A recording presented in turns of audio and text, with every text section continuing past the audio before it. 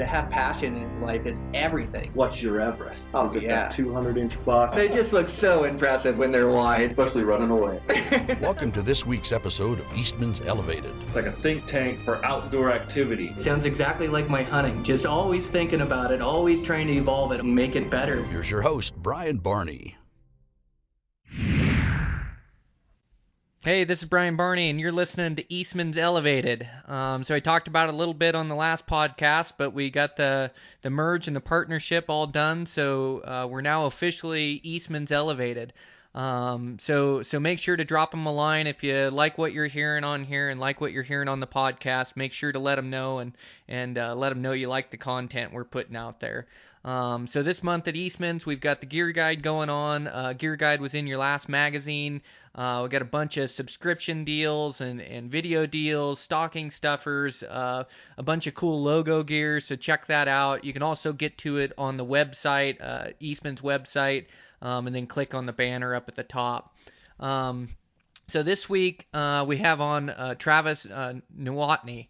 Now, I've been trying to get Travis on. We have just battled technical issues. So we tried to do it, getting him a mic for his computer and couldn't get the mics to work. So we had a couple failed attempts there. Finally, we just got it downloaded on his phone. I said, just call me on your phone and we'll record this thing. And so I had the biggest mistake a podcaster could make. We went through all this to get everything right, and then we laid down just an awesome podcast. And I got done with it, and I went to edit it, and there was no podcast recorded. Oh my God. So it's just your worst fear as a podcaster. Maybe I double clicked the record button or forgot to click it, as we were figuring everything out. I don't know what happened, but you just feel about an inch tall, and so I had to call Travis back and say, man, that was a really good podcast. Hey, by the way, I didn't get it recorded. It just felt like the biggest heel, but he was really good about it. He said it was no big deal, which I'm sure it was a little bigger than that, but he was just real cordial about the whole thing and said, yeah, we'll just do it again tonight. And so we laid down another podcast. We talked about a lot of a few of the same things and then just got into different topics. But Travis Nowotny is just a killer, man, and he's all public land, all self-guided, figure it out. I mean, he's got that same blood running through our veins, through his veins that we do. So I'm just super excited to have guys like this on the podcast that are consistently successful, and we really got into the technical side of hunting and stalking and different scenarios, and it's just a whole bunch of good information in this podcast. So we got the podcast. I did record it this time. So I hit the record button, and then in the middle of the podcast, 30 minutes in or so, my internet cut out.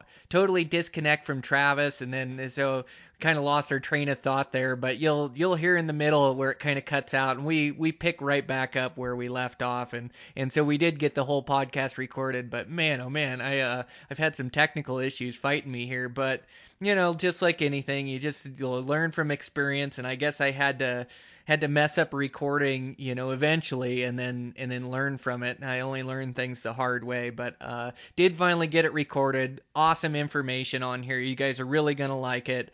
So yeah, we'll just get this thing rolling. I gotcha. Oh, good deal. How are things going? They're going good. Good. Just working away, trying to get to the weekend, huh? That's it. Just working for the weekend. For sure. You got 3-day weekend coming up for hunting your muley tag there in Idaho, huh? Yep, and we got a good amount of snow, and we're supposed to get snow pretty good amount tomorrow, and then I think it's supposed to quit, so it should make for a really good hunt, I think. Talking to some guys that live up in that country, a lot of deer have been pushing out of the high country down into my unit, so it should be good. Oh, man, that's exciting. Well, you've had pretty good hunting already and on some good bucks, but nothing like snow to push them and get them migrating on these late-season hunts. Yep, for sure. Yep. How cold is it getting? Do you think that snow's going to be crunchy? Yeah, probably. Today, I think, man, when I got off work, I looked in my pickup, and it was 23 out, so didn't get too warm today. Yeah, boy, that's pretty cold. Yeah, you gotta make sure you got your boots and your gloves on for sure. Oh yeah.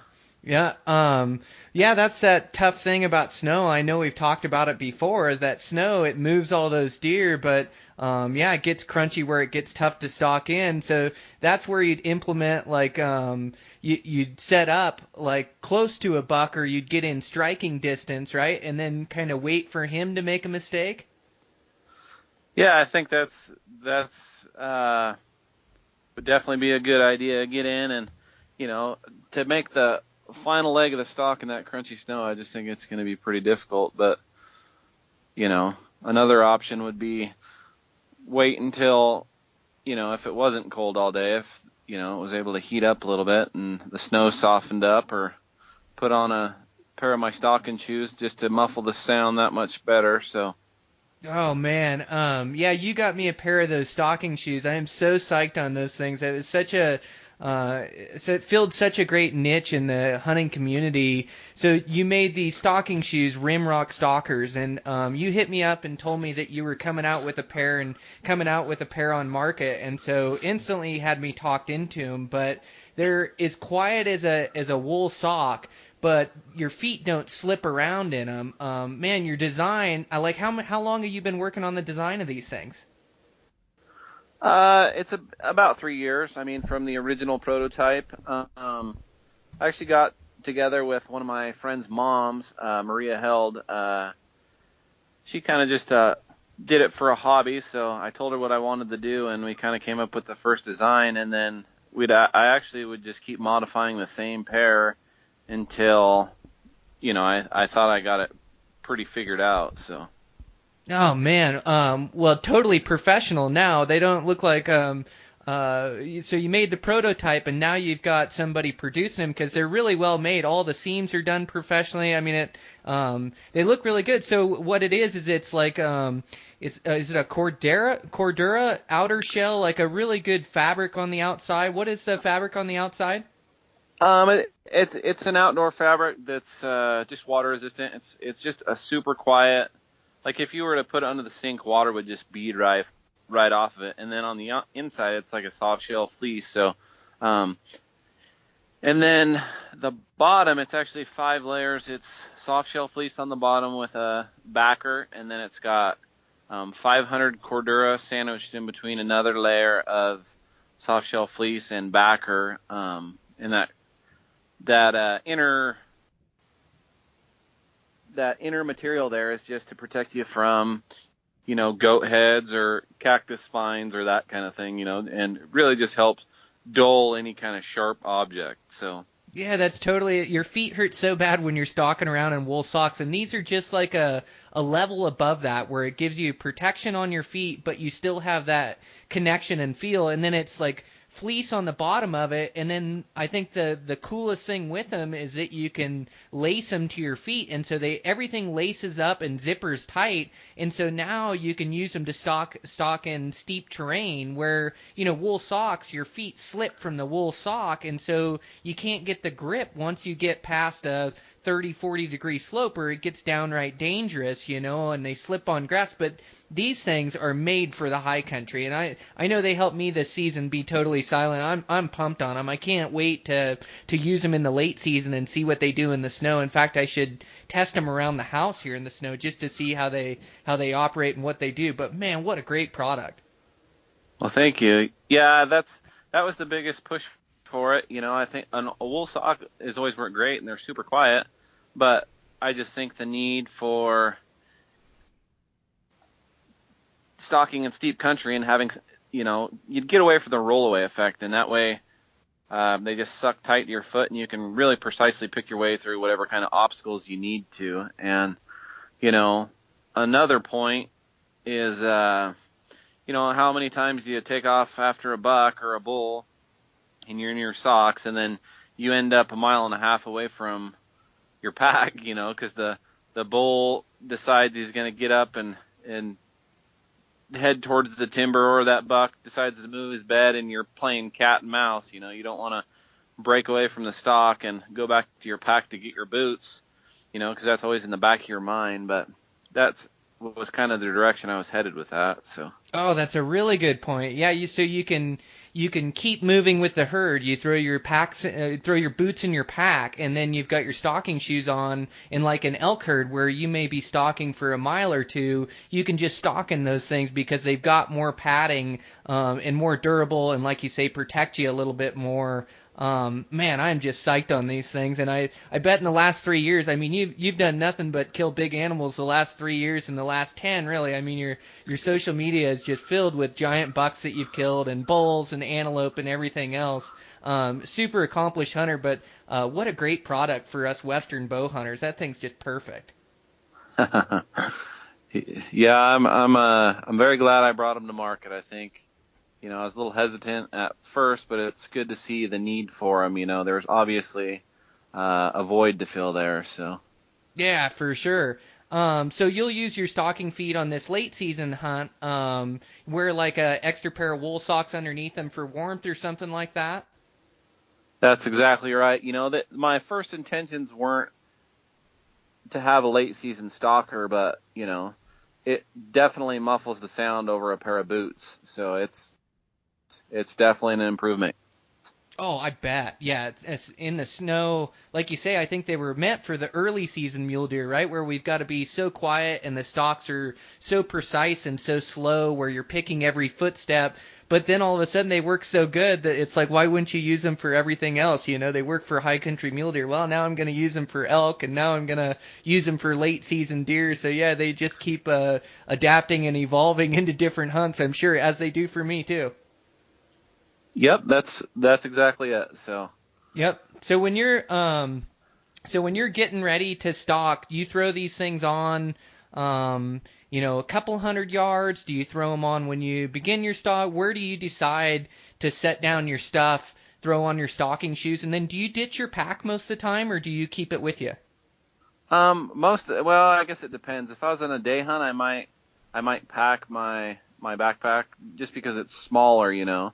But if I'm on a bivvy hunt where I'm packing gear and that kind of thing, a lot of times I'll drop my pack just so if I got to get down and crawl, which it seems like most of the time I am, you can really be hidden that way and not have your pack sticking up and be awkward and make noise, and you sure seem like you can shoot your bow a lot better outside of a pack.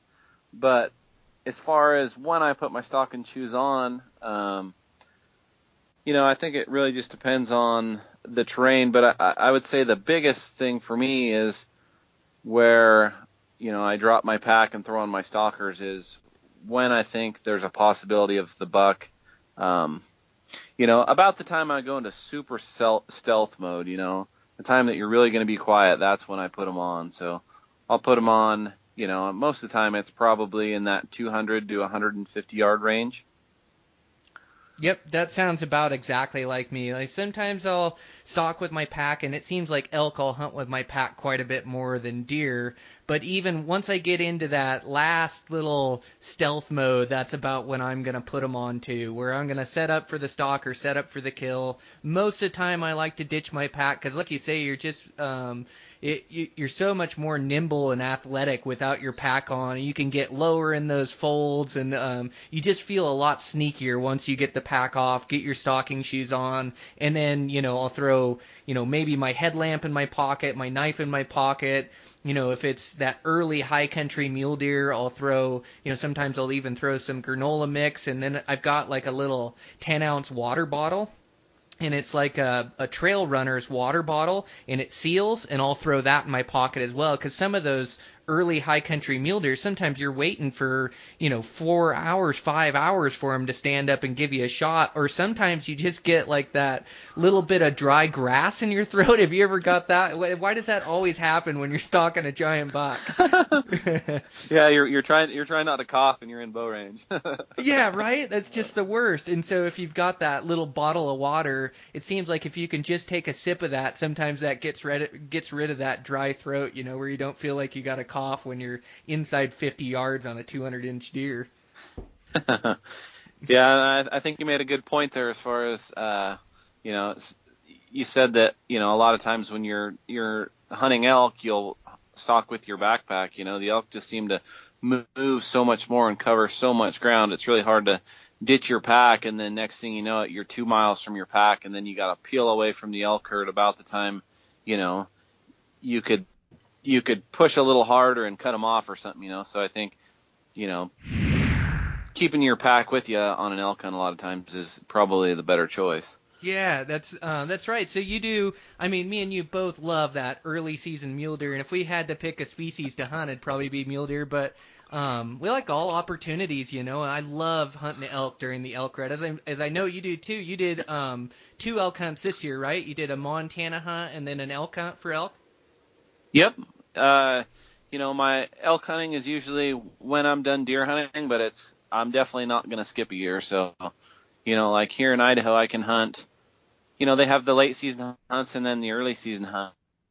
So the first 10 days of September, I'm trying to punch my deer tag, and then if not, I'll switch gears and turn to elk hunting, knowing that, I can still hunt late season mule deer, so I still have an option to punch my tag. So. Yeah, that's exactly like me. Like I say, I'd love to hunt early season mule deer. We just have such a good advantage to hunt them in that early season, that late August, early September, where their guard's down and they've got a lax attitude. They're focused on feeding. They stay out a little bit longer, bed in open terrain. They just live in that high country. And so that's what I try to do too, is I focus on them, and I love hunting them and train all year for them. But once it turns to about the 10th or 15th of September, my mind switches to elk, and that's the only thing I want to do. And there's nothing more thrilling or exciting than hunting those elk during the rut when they're talking and chasing cows. I just absolutely love that. Yeah, I couldn't agree more. Yep, you killed a nice bull in Idaho this year, right? Close on your Montana bull? I did, yeah.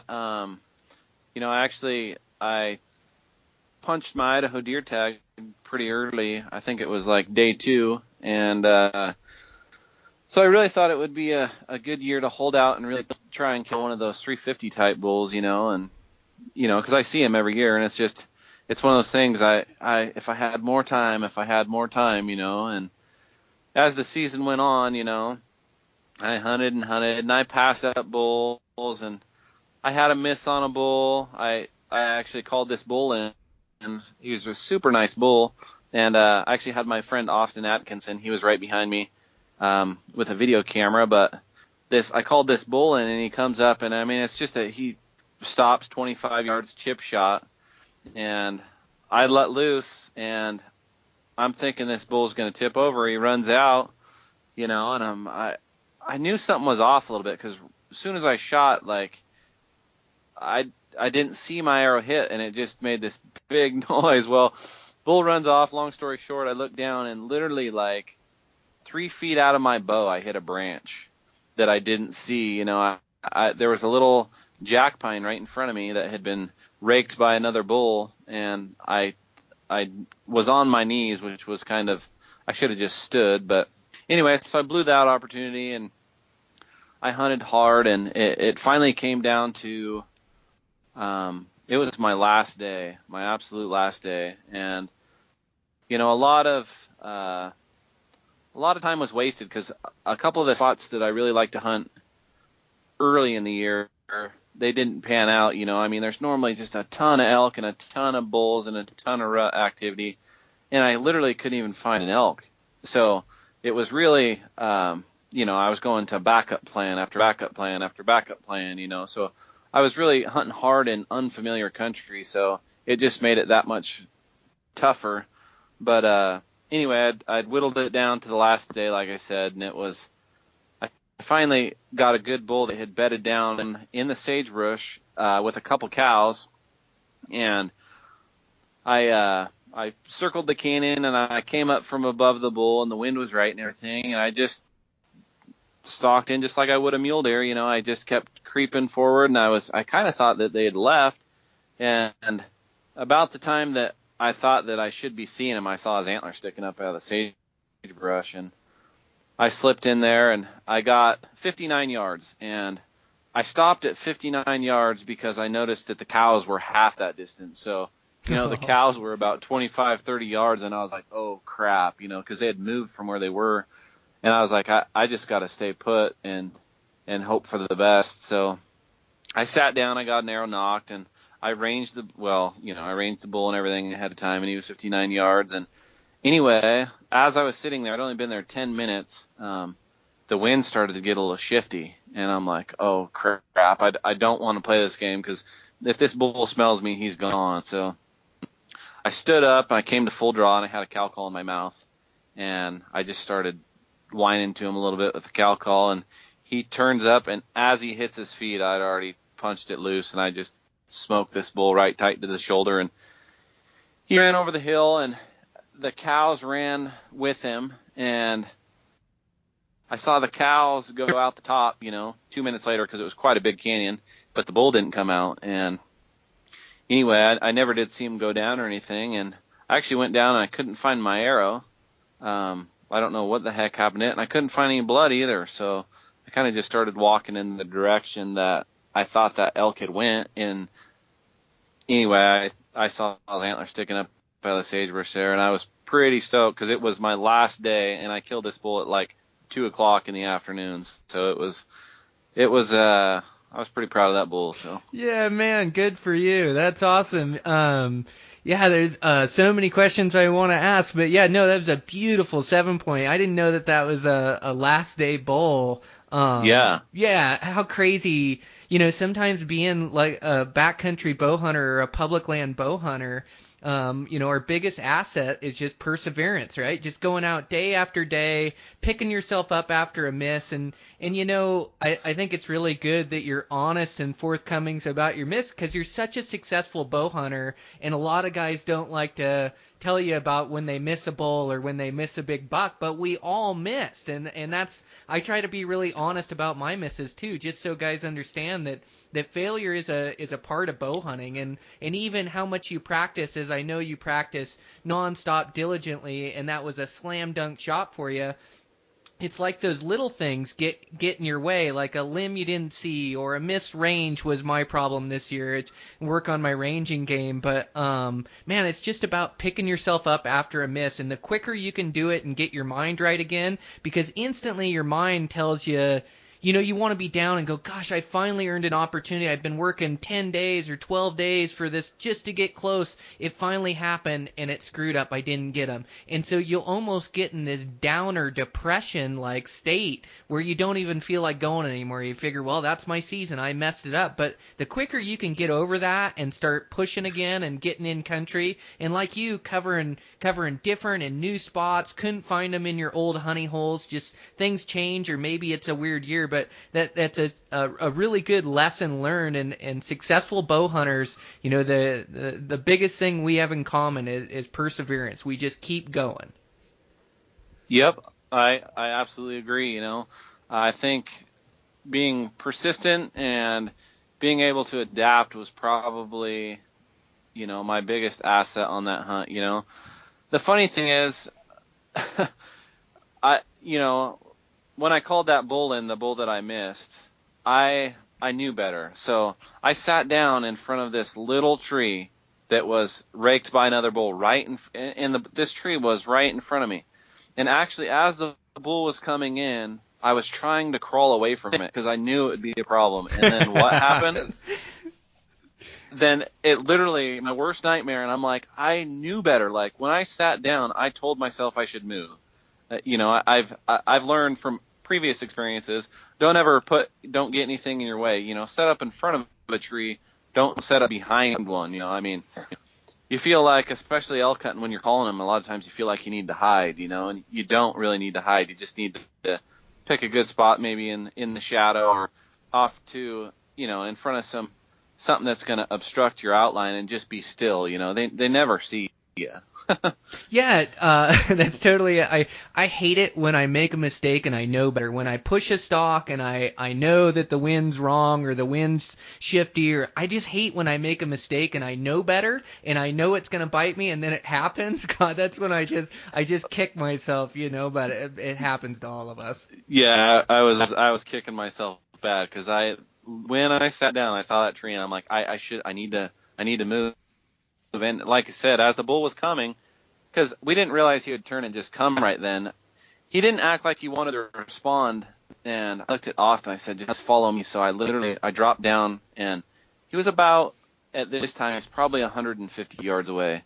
And we literally ran probably 80 yards and just hunkered down and popped up. And I knew, I just fired off a bugle, and that was it. He was coming. I had already broke that barrier, and that was enough, and he was just coming. So I'm just, as he's coming, I'm trying to crawl away from that tree, just knowing it was going to bite me, and it did. And then it makes for a long walk back to the truck after you should have been done. Well, and you got it all on film. You feel like you let your cameraman down. Just the whole deal sucks, doesn't it? Yep. Yeah, I had a couple misses on film this year too. But yeah, and like you say, you start crawling away, but you almost start to learn with this Western hunting what you can get away with and what you can't. And once you can see them, you're right, these animals pick up on movement, and so you're trying to crawl away from it, but pretty soon I can just almost see this bull coming up the ridge, and pretty soon you've just got to freeze and set up for your shot. There's no more time to move. Your time to move was a couple minutes ago, or 30 seconds ago, or whatever it was. That was absolutely it. I saw his antlers coming, and I said, I better sit tight, or this bull's gonna pick me off and whirl. Yeah, and like you say, animals pick up on movement far more than they pick up on camo patterns. I mean, I like camo patterns that are light colored and break up your outline, but I hunt a lot of time in solid colors. I've just realized over the years that animals pick up on movement far more than the camo pattern, and if you can choose when you move and never move reckless when an animal can see you or can pick you out, because they pick up that movement just like the snap of a finger. This minute you move, that's what they key in on, and then they stare at you and they wait for you to move again. But if you can get good at moving really slow, and then being still when you've got an animal looking at you, they just don't pick you out. And the other good thing you said is setting up in the shadows. The shadows hide you so well. Oh yeah, I absolutely agree there. And I lost my train of thought. Yeah, no worries. But yeah, I just like they just pick up on movement, and even like I like to be really patient when I'm shooting at an animal. My favorite way to shoot is when they're looking away, or when they're feeding, or when they're distracted, and then I'll draw my bow and I'll come to anchor and shoot then. If you can be patient, wait till then. But it even sometimes it isn't going to happen that way, and that deer's going to be looking at you and it's broadside and he's getting ready to bust out. He knows something's wrong, or that bull's looking at you broadside. It's your one chance. If you just move slow like the hands of a clock right then, you get up your bow, draw just ultra slow, just all your movement really slows down. Sometimes they'll just let you get away with that little bit of movement. Of course, the best case scenario is to have them never see you and be able to put a perfect arrow, but it just doesn't work that way. The deer and elk have such an advantage. They're used to dodging mountain lions and everything else, and hunters, and getting inside that bow range. I mean, they're on edge. Sometimes they pick you out, but I just like to move really slow. Wouldn't you agree? Don't you like to move slow like that in the final execution? Oh yeah, just slow and deliberate. And that's actually what I was thinking when I lost my train of thought there was, that's one of the reasons, especially mule deer, I like to hunt pretty open country. Because if you can see your target and you can really pay attention to the animal's mannerism, you can really stop. You can really get away with a lot when you can watch the buck. You can tell, if he's chewing his cud, he's relaxed. If he's got his ears pinned forward, that kind of thing. And you can just move slow and deliberate. You don't always need something to hide behind. I think just not letting them pick up on your movement is everything. So yeah, I'm with you. I hunt all different terrains, but I love to hunt open country for deer, and like where you killed your elk. I love to hunt open country where I can see my target exact positions, and maybe I can't see them all the time, but it sure is an advantage when you can see them all the time. And the elk, their horns are just like a beacon up there, and you can almost read their horns. You can tell if their horns are pointed right at you and they're not moving. A lot of times that's telling you those bulls are on high alert. It's time to stop moving, and a lot of times you got to take 20 minutes off your stock or 30 minutes off your stock and just not move because that animal is on edge waiting for just one more blade of grass to move or one more little limb to snap and he's gone. So a lot of times, yeah, like you're saying, reading the mannerisms and like bucks, or even bulls for that matter, if you can see them and they're feeding, they're not on high alert, and that's your time to just keep creeping in, and then when they pick their head up and look around, then it's time to freeze. Yep, that's exactly. Yep, I love hunting bears that way too. I do spring spot and stalk bears, as I know you did too. You killed a nice spring bear this year with your bow, like on opening day or something. I was like, man, oh man, yeah, you had your spot dialed in. But I love to keep tabs on bears, and bears are, they can pick up movement really well, but they're pretty nearsighted. And so I have stalked so many bears in the middle of a wide open meadow. It's like hunting a bear on a golf course, and you're trying to get to 40 yards of them. But as long as you keep an eye on them and they keep their head down moving, if you just freeze when they pick up, they'll go right back to feeding, I've found. Yep. The only thing with bears is they have super good hearing, though. Oh, they do, too. Besides that, it's kind of funny how they'll move their head side to side like they're looking at you, and you're just sitting there frozen, and they'll just put their head back down and get to feeding. But man, one little twig breaks and it is over. Yeah, I mean, and it's dangerous game, but a bear at the first twig snap, he runs quicker than a whitetail can. He's clearing the country. Those things are scaredy cats, Yeah. They don't like hearing something that they don't know what it is. Yeah, and the wind, of course, a deer and elk can wind you, and that's a main thing when I'm stalking is if you can eliminate that wind, how many times do you get busted? And you can't eliminate it totally, like you say, winds shift and winds swirl around, but I love to hunt game like on a dominant wind side where you have the directional winds working on a dominant wind side with the thermals where you can just eliminate the wind and go, okay, I got good wind, or, if it's at night or early morning, you got, thermals pulling down the draw. But just the more of those things you can eliminate, like the wind and sound, sound, it's all about knowing when to slow down and how much to slow down. And sometimes you get noisy terrain, sometimes it can't be controlled. But really, it's all about your footfalls. It's all about just really slowing down, picking where your feet are falling, and just making sure that you're not making excess noise, or you always have like this internal voice in your head that's telling you, hurry up and get there and see if he's still there. Hurry up. And it's like right at the end of your stalk when you need to be going the slowest. And you got to really fight that urge and slow down and try to put as many of those variables on your side as you can.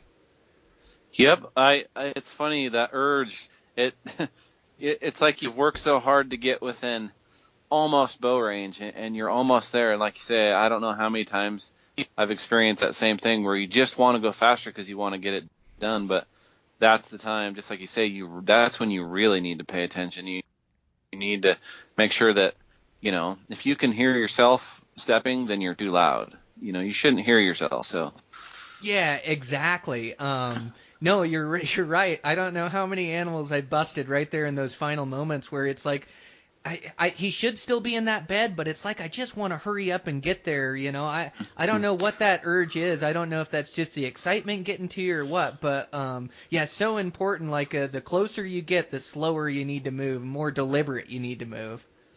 Yep. But yeah, and those mule deer, a lot of times I like to stalk them. I'll see them bed in their morning bed. Sometimes I'll even watch them till their afternoon bed because those mule deer have such big ears.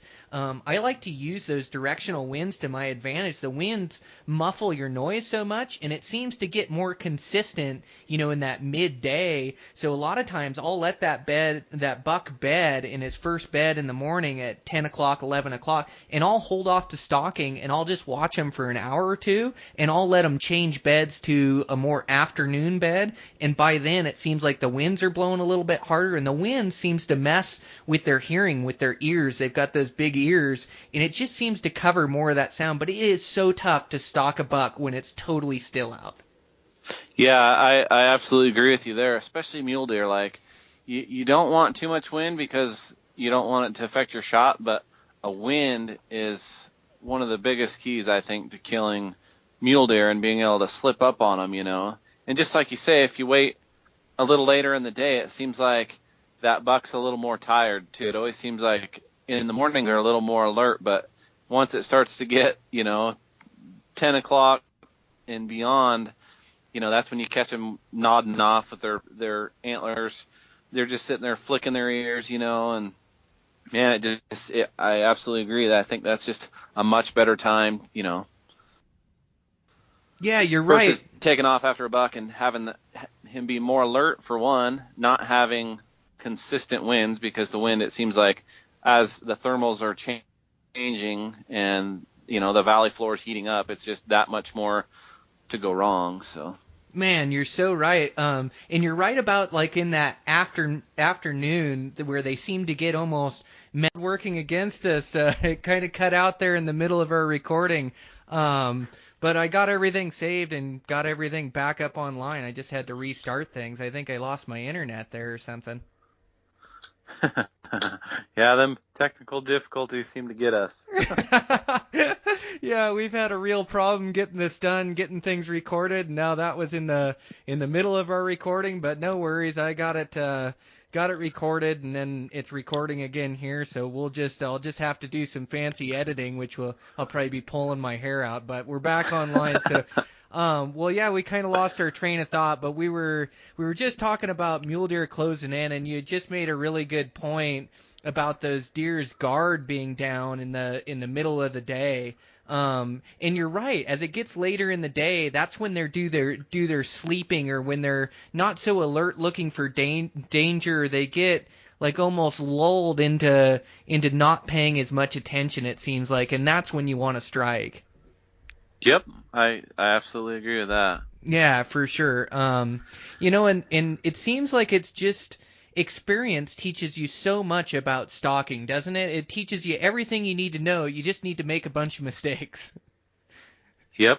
Yeah, The quickest way to learn and become a better bow hunter is just get out there and do it, Yeah, and the more stalks you can earn and the more opportunities you can get, it just teaches you what you can get away with and what you can't. And it kind of teaches you how to get rid of your reckless nature, and it teaches you, okay, I don't want to stalk during this wind in the morning. I want to wait, or I know that I can't get close enough and I can't move in this opening, because if I do, he's going to see me. And you just learn those hard lessons, but I think it's good, like every time you fail at a stalk, is to just take a look at it and go, what went wrong there? What could have I done better? Could have I been more patient and sit back? And it's amazing if you don't go on that stalk, that buck will eventually put himself in a bad spot, or that bull will. Just the longer you can play the game with your trophy animal that you're chasing, the more apt he is to make a mistake, and then you can capitalize instead of trying to force something. Yeah, forcing it never seems to have panned out for me, and I think, a lot of times, even if you can get, if the stock's not set up, well, the situation's not set up for a good stock, I think even if you could move in closer and get, at a comfortable range where you're not going to spook the animal or whatever, get as close as you can safely and not reckless, and just wait for the cards to be dealt a little different. Maybe the table's going to turn, maybe that buck is going to get up and he's going to move his bed and he's going to, move in a better position, or heck, maybe he's going to get up and feed right toward you. Man, you're so right. Yeah. So that's a good point too. If you see the buck you want, even if he's in the wide open, or if he's not in a good spot to stalk him, like you say, use that terrain and get closer and get within striking distance, and then just play that patient game and let that buck make that last mistake. Yeah, the best part, if you're in striking distance like that, is once he makes a mistake, there's no wasted time. You can just get in and be right on top of his failure. So Yeah, capitalize on it. Yeah, because when you're glassing from like 2 hours away, those bucks always make mistakes, but you're not close enough to make a move on them. It's going to take you so long to get to them. But don't you just watch bucks from a long ways off and go, gosh, I just wish I was right there. I could kill him right now, but it's going to take me too long to get there. Yep. He's definitely going to move his bed by the time I get there, and I'm going to lose him as I drop across this canyon to get over there, you know. Yeah, it's so the truth. Yep, for sure. Well, you've just been super successful on mule deer, well, all game animals really. I just can't tell you how impressed I am because I know you're all do it yourself, self-guided, and it's all public lands. It is tough to be consistently successful on public lands, and you've just killed some bomber bucks over the years. And now, your bow exclusive, all those big bucks that I've seen you with have been with your bow, and all those bulls you've killed. But I just have a ton of respect for what you've done and what you've learned, and it's wild. We're two different bow hunters, halfway across the country. I guess we're only a state apart, but we have so many similarities in how we kill these big deer, how we kill these big elk. Every time you make a point, I go, yeah, well, that's what I do too, and it seems like the same thing with you. It's just wild how we have the same techniques and tendencies, and bow hunting, I think, has just taught us this over the years.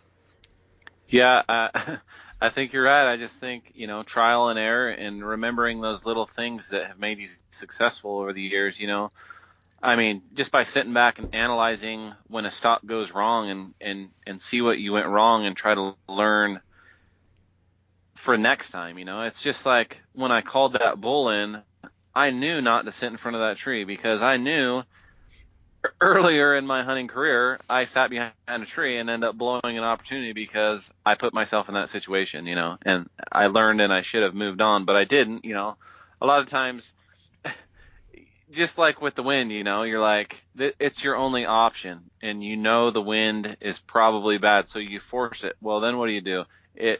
It never works, just like it never has in the past, and then the next thing you know, you got to go find new bucks because you've blown them out of that canyon, Right. How many times do you have to learn the same lesson before it sticks? And it seems like quite a few, and you keep making mistakes, but you get better at it, and you make fewer and fewer of them. But no, you're right. Like I have played this game. I can't tell you how many animals I've stalked. So the wind will be bad, but there's a ridge line, and you love to stalk when a ridge line will just hide your entire approach to that animal, and you're going to pop over the ridge and shoot them.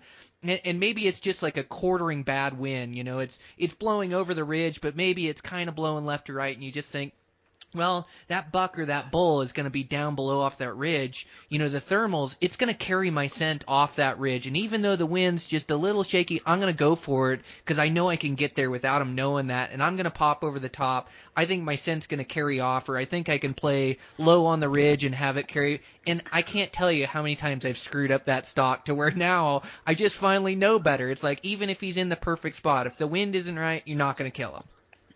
Yep, you're definitely better just waiting it out, and half the battle is finding, especially as you've progressed, is finding an animal that you really want to go after, especially on public land. So you find that buck that you want to kill, you find that bull you want to kill. Be patient; he'll make a mistake, and even if the situation's not perfect, but you can safely get at a safe distance and wait for the tables to turn a little bit, that they're going to make a mistake. That bull's going to feed over the top of the ridge, and you're going to be 120 yards out, and you're going to be able to close that gap as soon as those antler tips go over the top of that ridge, and you're going to pop over the top, and you're going to get that shot. You can't capitalize on opportunities by being timid. I mean, you need to be, you know what I'm trying to say. I do, yeah. I totally know what you're saying. Yeah, be aggressive but not reckless. Exactly. You put that in a post. I think I stole that quote from you. But yeah, aggressive but not reckless, and because you can sit back and, like, I've found a giant 200-inch deer that I want to kill, and I'll sit back and watch him, and maybe I've got a 10-day hunt, and I'll sit back and I'll watch him 3-4 days go by, 5 days go by, and I'm just still watching the buck, and I'm waiting for like this perfect scenario to present itself, and you just end up wasting a lot of time that way. And then when you do finally get a chance at the buck, you spook him out, and then you burn 5 days, trying to stalk him. So you do have to be patient, and you do want to make the right moves on the buck, but you can play it way too patient. You got to hunt aggressively too, and you got to take chances that they come, and if he's in a decent spot for a stalk, or if there is an opportunity for a stalk, you got to take it. Or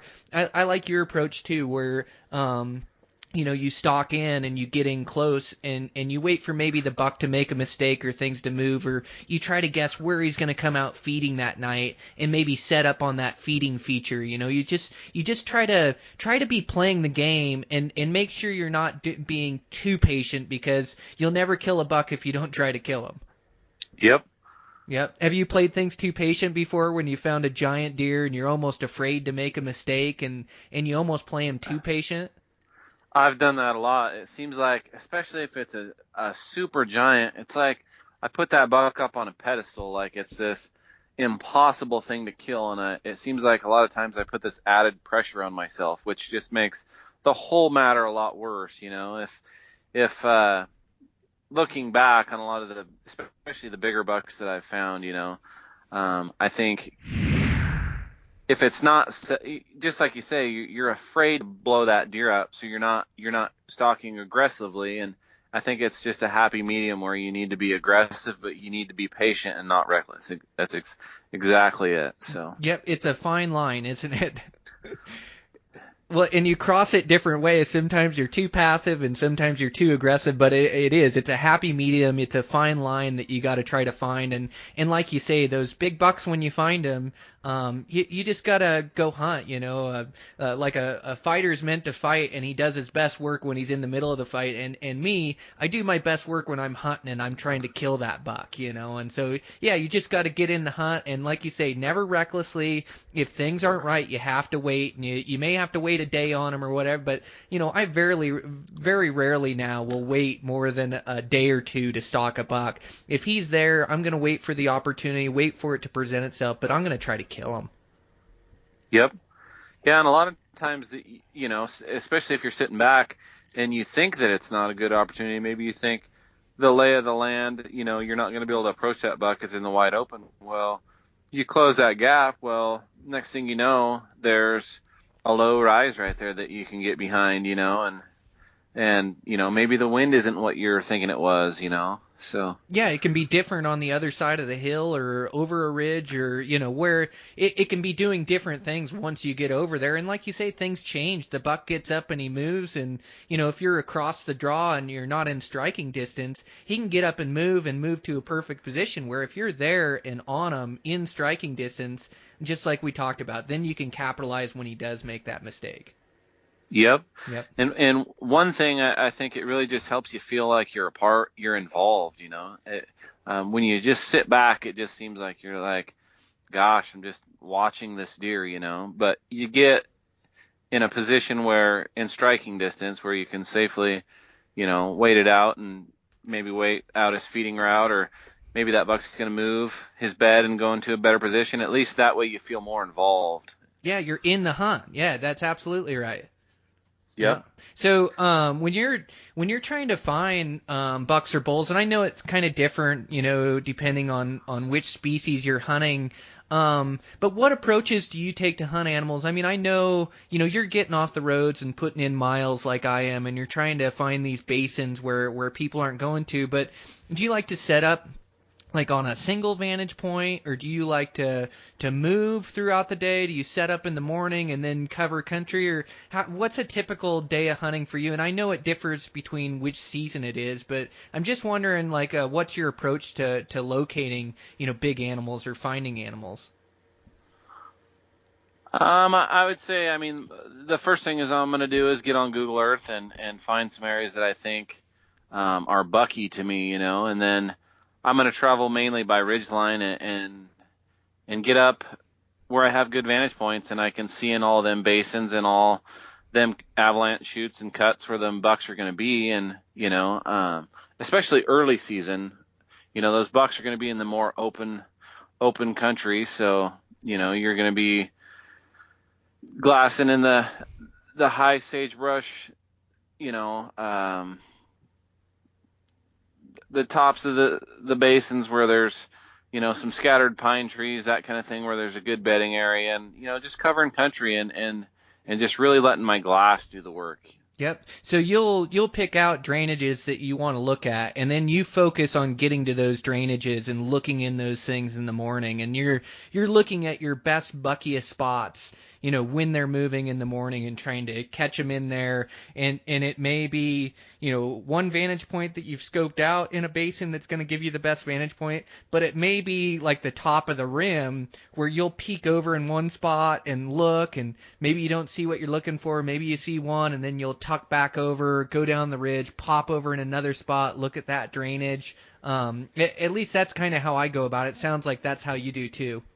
Yeah, to me that's pretty much the most effective way that I've learned to do it.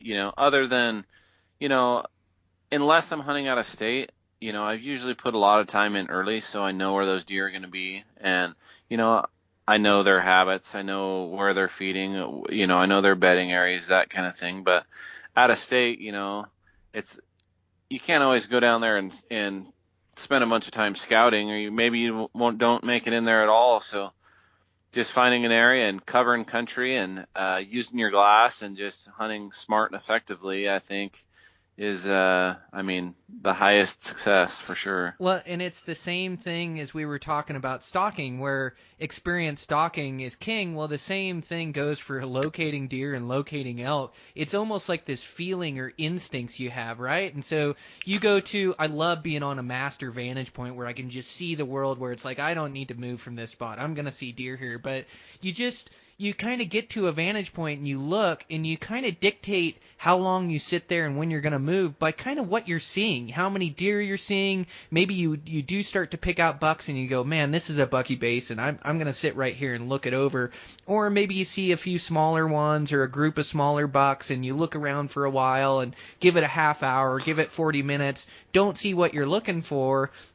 Then it's time, you just get this feeling that it's like, man, the buck I'm looking for isn't living in here. I'm going to make it to the next one while I still got morning light, and maybe the next one I'll catch that buck in. So it's just kind of like stalking, where just experience is king. Experience in finding deer, experience in finding elk, trusting your instincts, I think, is king when you're looking for them.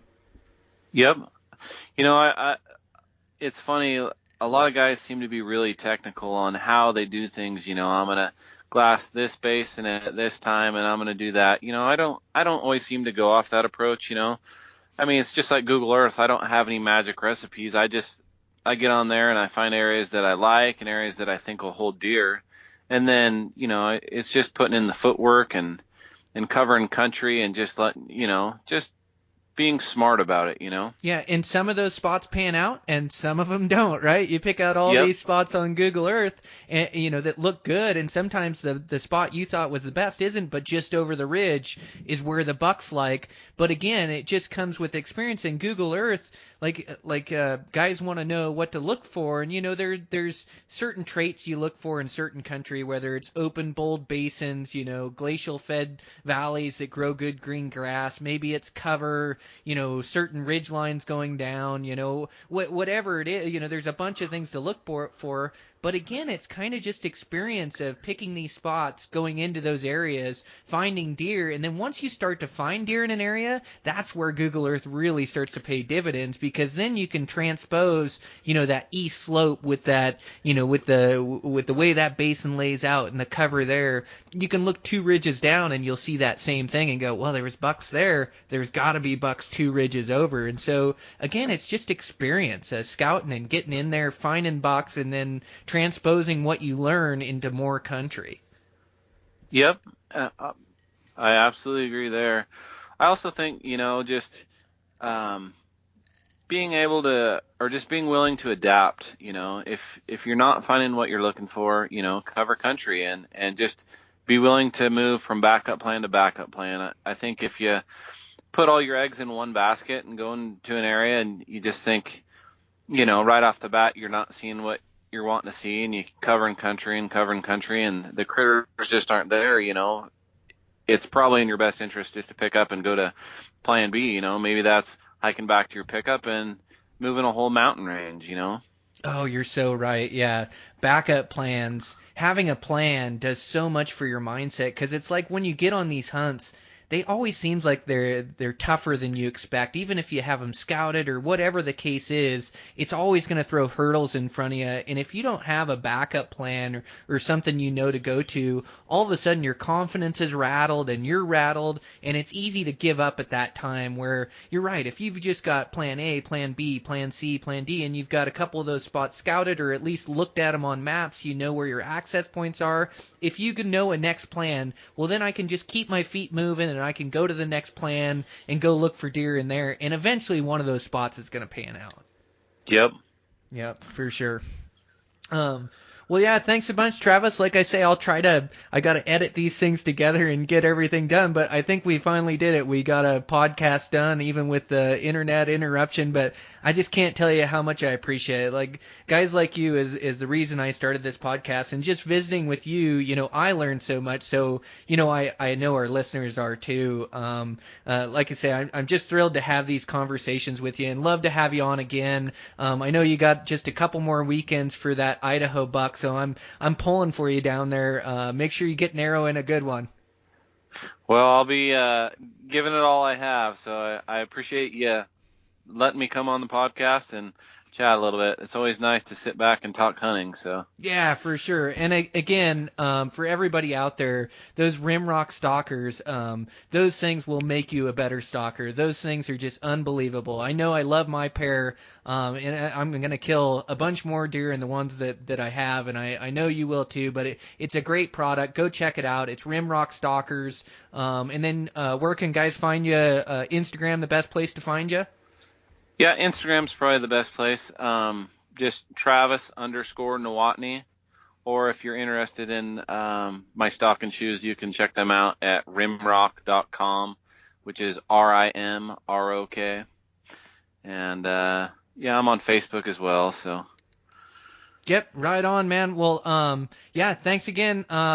Yeah, good luck on that buck, and yeah, I hope to get a picture here in the next couple weeks of a monster. I know that hopefully that snow gets him migrating and gets him moving, but I'm pulling for you, buddy. So just keep after him.